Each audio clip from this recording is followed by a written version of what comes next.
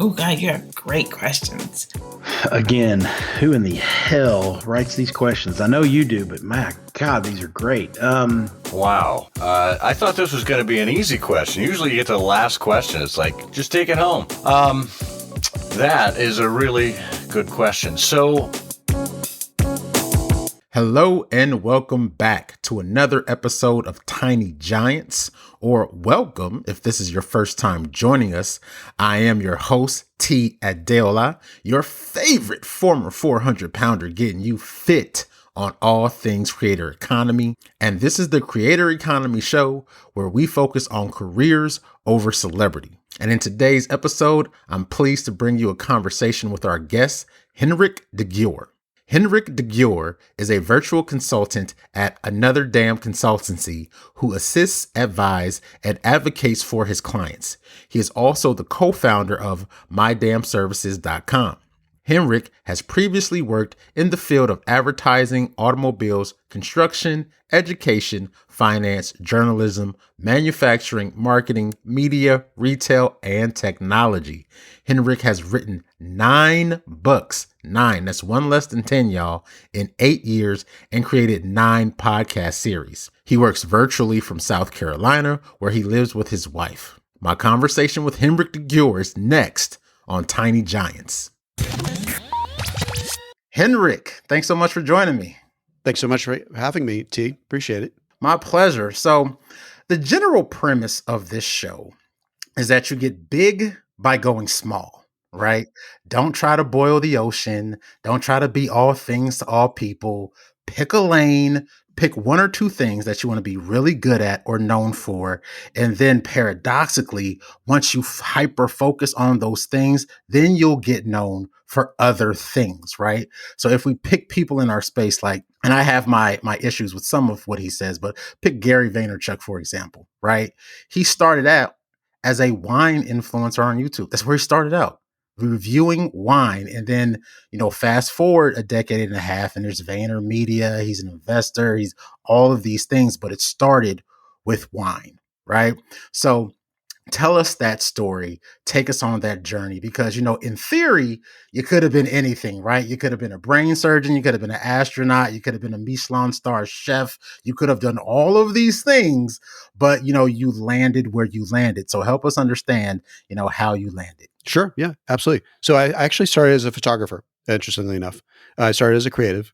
That's what I aspired to become when I was in school. So I went to school for it and got a degree in it, and then realized I may have to make money too, but I followed my dream.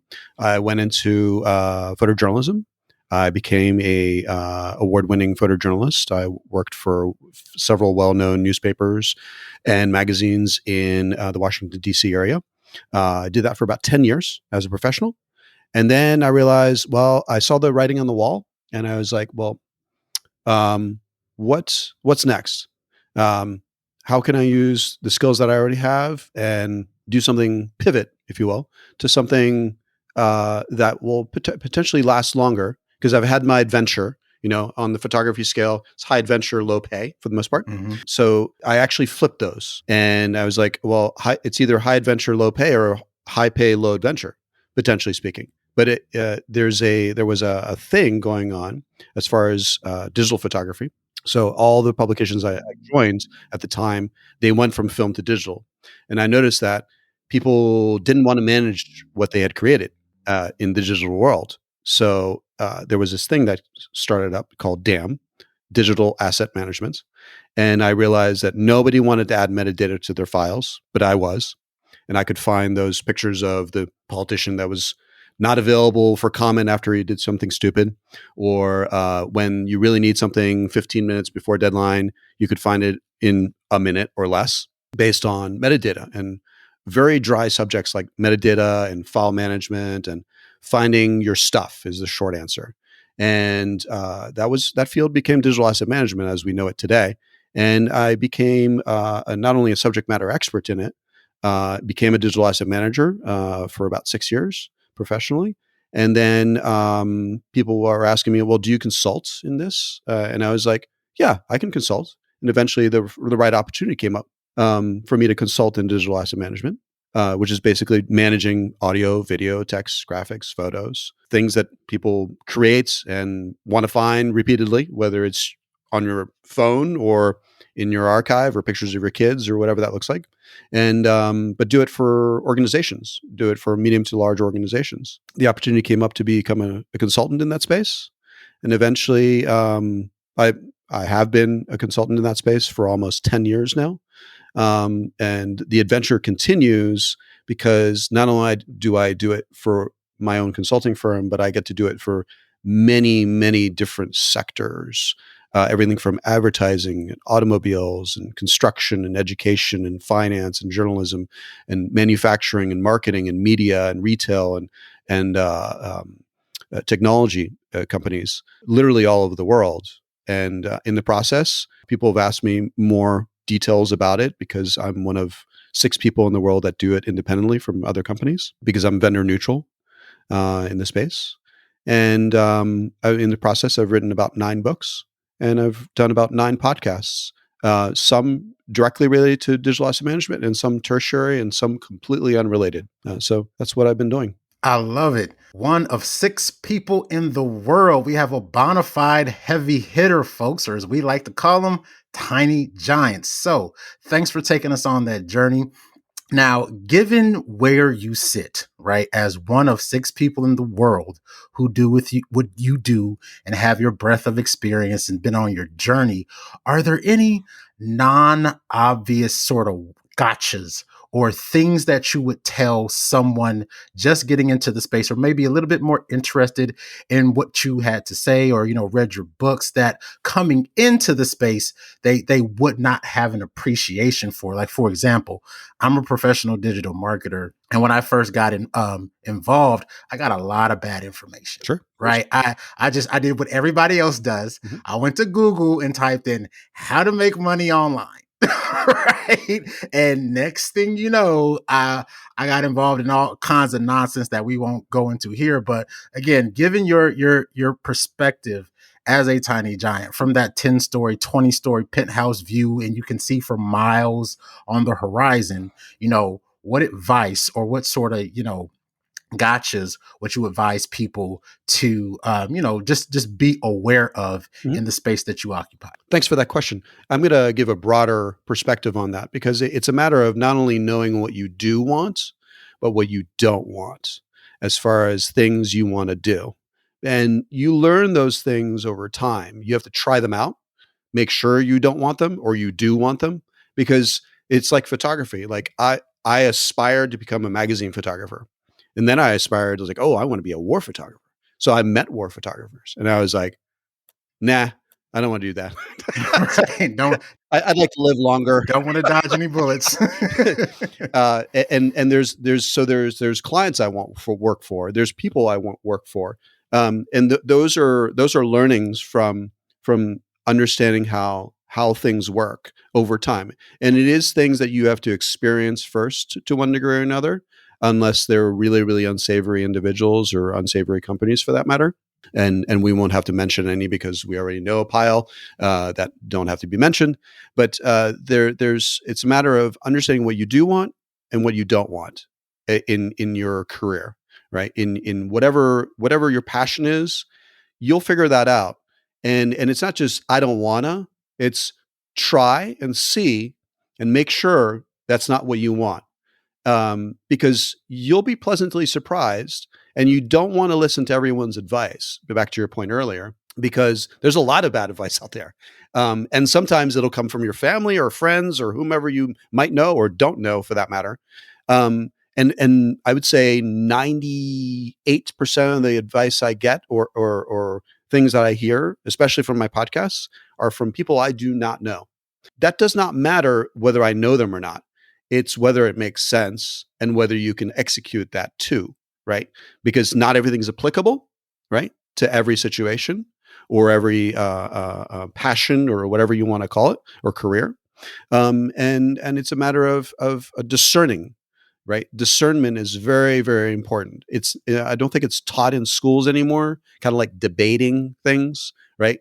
Not only amongst your friends or family, and having an open dialogue, not a screaming match. That's not the goal, but being able to discuss things and upping your game and upping your communication skills, right, in the same process. Because if you can up your communication skills and you can communicate better than others, you can get your point across and be understood better, and you'll be clearer in however you're trying to communicate. Does that make sense? Absolutely. And I love that because, in analytics, we call those negative data points. Could be. So not only knowing what you want, but also what you don't want and why, right? So, because a lot of times we focus on going towards something, but it's like, okay, and that's important to be focused and have goals, but it's like, okay, well, if you give someone two options and they pick one, well, why didn't they pick the other one? Mhm. You know what I mean? Like, that's the question. And I love how you frame that.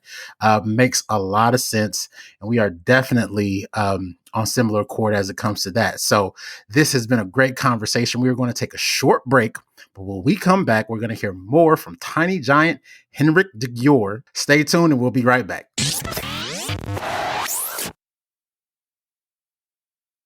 And we're back.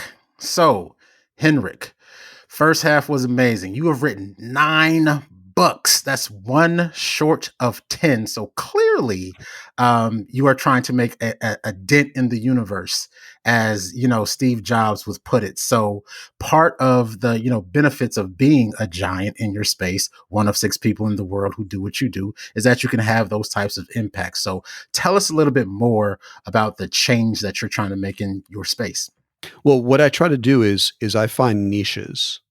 I find niches that don't either of a group of people that don't have a voice or are not heard of enough and have value in the world, that scratch or that cause not only creativity, but also curiosity. It evokes curiosity from my perspective. And when I find that niche, and I find them fairly often, hence the 9 books, because they're all niche books. They're all nonfiction. They're all technical for the most part. But what I try to do is I take the technical subject and I break it down to very, very fine elements. So there's no like code. There's no like heavy like acronyms unless they're spelled out. It's a matter of figuring out, okay, how do you boil this down to simple elements so most people can understand it? And the way I do that is I interview people. I interview lots of people that I'd never met before. And I reach out to them. I literally reach out to them on social media networks. And I say, hey, I found you and you talk about topic X, this niche topic that I have interest in. And I think you have something to say. I'd like to interview you about this for a very short period of time. I don't do the Tim Ferriss podcast equivalency. I'm not Oprah either. So it's a matter of, because what I found is in the podcasting world, and you probably found this too, expectations are only increasing and patience are only decreasing. Yep. Right. Mm-hmm. So that formula, and they're not changing in equal order in any way, shape, or form. Most of my podcasts are 5 to 15 minutes long, quite literally. So that's how long the interview is typically, the edited interview. So I have very little fluff, let's just call it, in my interviews, in my entire podcasts. And what I do is I interview lots and lots of people about the same topic. And I ask them the exact same questions. They're boilerplate questions.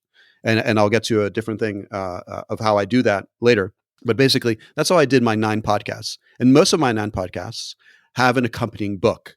And the way I do it is I interview a pile of people, I'm going to say, sometimes a dozen, sometimes 100, sometimes 50. And I transcribe those interviews. I do a lot of editing. Now, granted, it's very easy to do editing when you have 4 or 5 boilerplate questions, right? Because whether T answered it or Henrik answered it or whomever answered it, right? It's not going to be the same answer, interestingly enough. Everyone has a different perspective. Everyone. I've interviewed hundreds of people, ask the exact same question.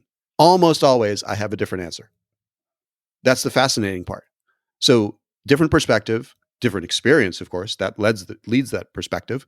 And that's how I figure out what's missing in the market in that niche. So that niche is usually I'm the first to hit that niche often, or I want to lend a perspective on it that's never been looked at before. And you can take a look at some of the books and podcasts that I've done, and you'll understand what those niches are, and I can go over them. But basically, I go into the niche, I dive deep, and sometimes it's 3 to 6 months, sometimes it's a year that I'll dive deep into it. The latest one was I'm still diving into it, and it's been over a year, and it's fascinating because it's still evolving very quickly, which is really, really fascinating. Some things are fairly static, and some things have a lot more audience interest than others, but I'm not going for mainstream media subjects. I'm going for the niche, the very, very, very specific, like nuanced thing that I think is very fascinating, has not been unpacked clearly enough by whomever might be talking about it. Sometimes there are experts in there, but they're very closed, for the lack of a better term, about it for a variety of reasons.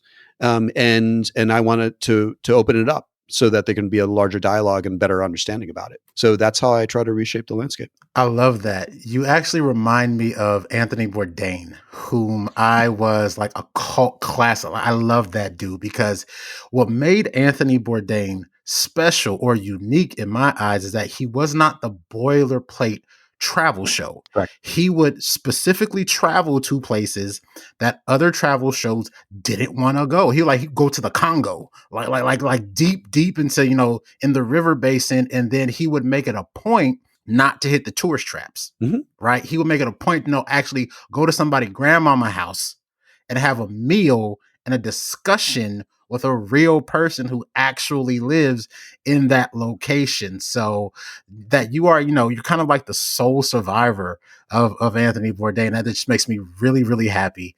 And it doesn't surprise me given your background.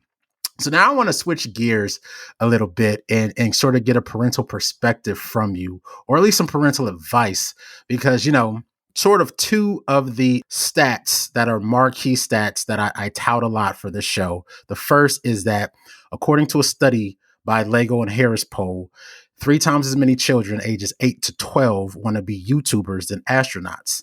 Now follow that up from a global study, and this is worldwide, 6 countries from Adobe, and it found that almost 50%, 49% of Gen Z intends to pursue content creation as a career.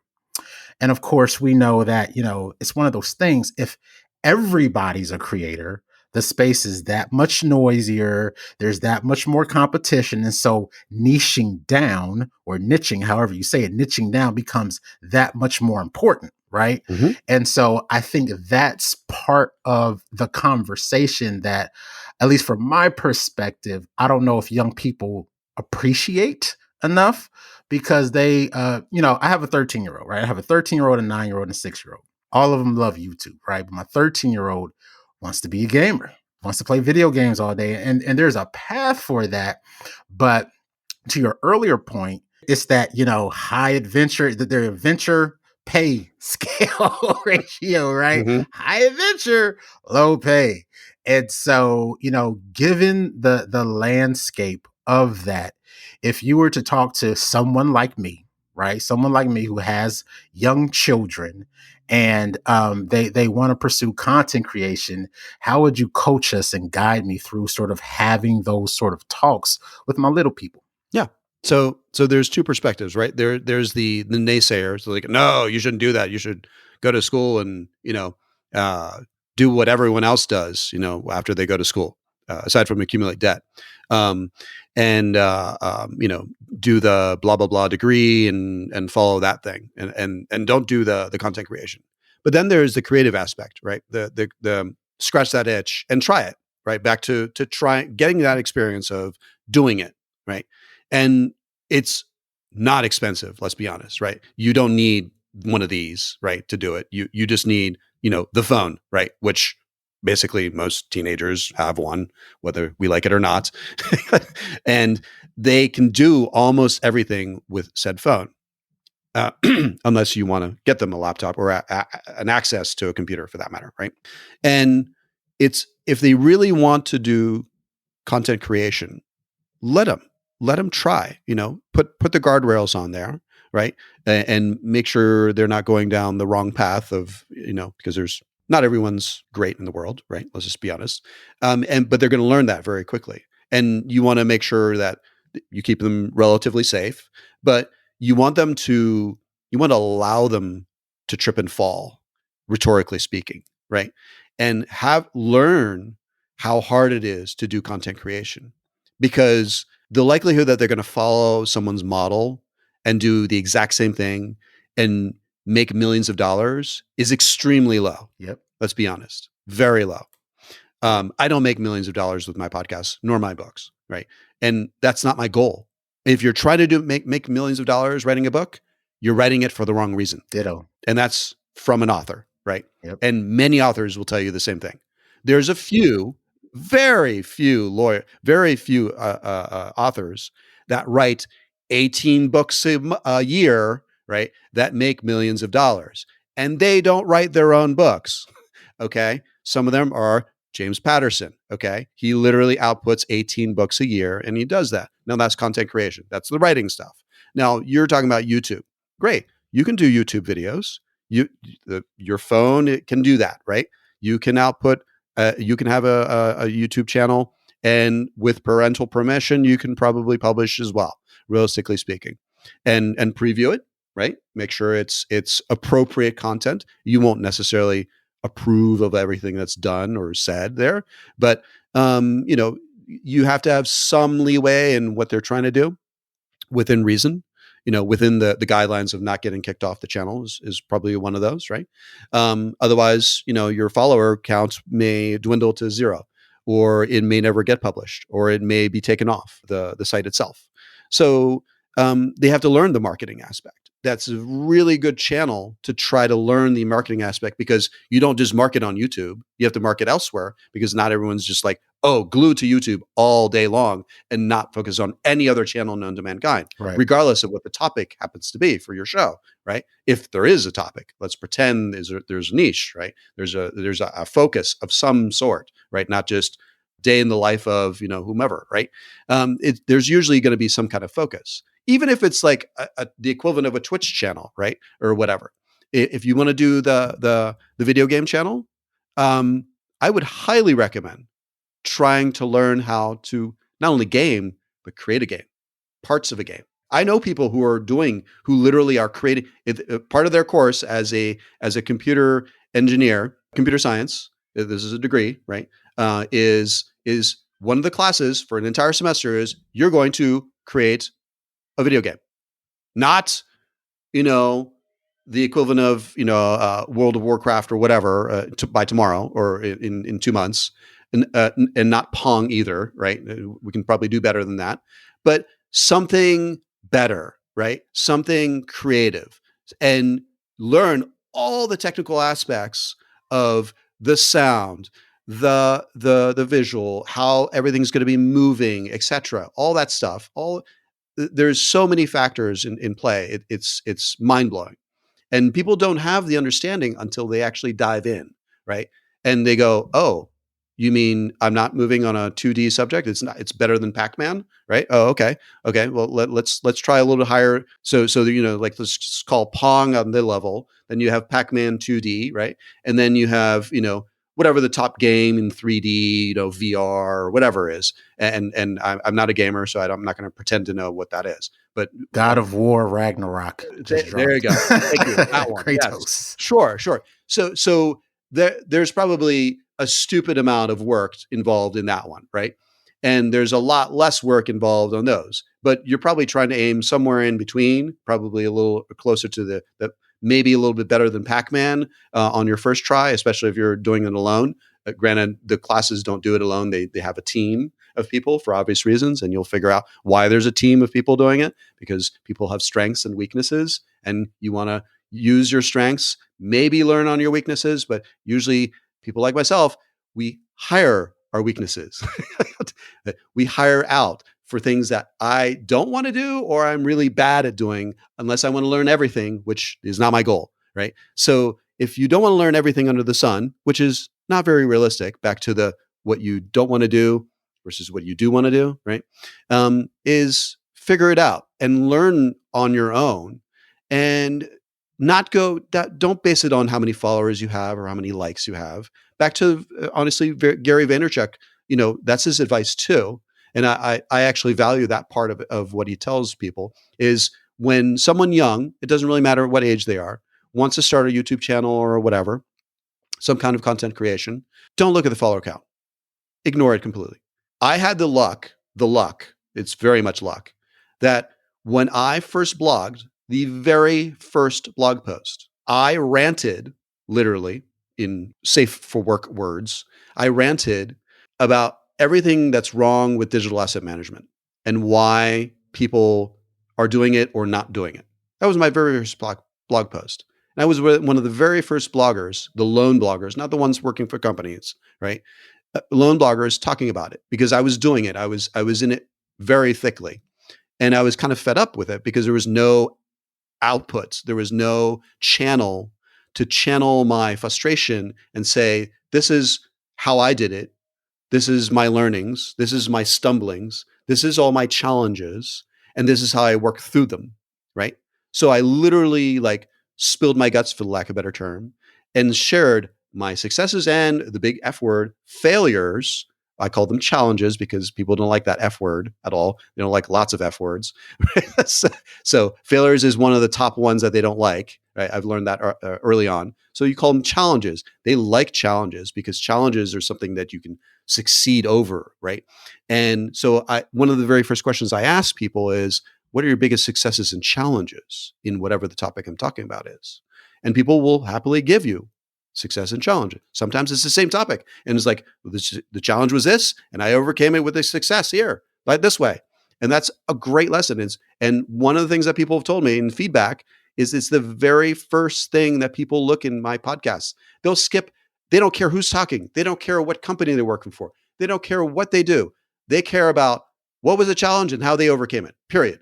And if they could just run through the transcript, hint, hint, about the podcast, they would just jump to that part and read that part. Wow. That's gold. You just got a master's class, folks.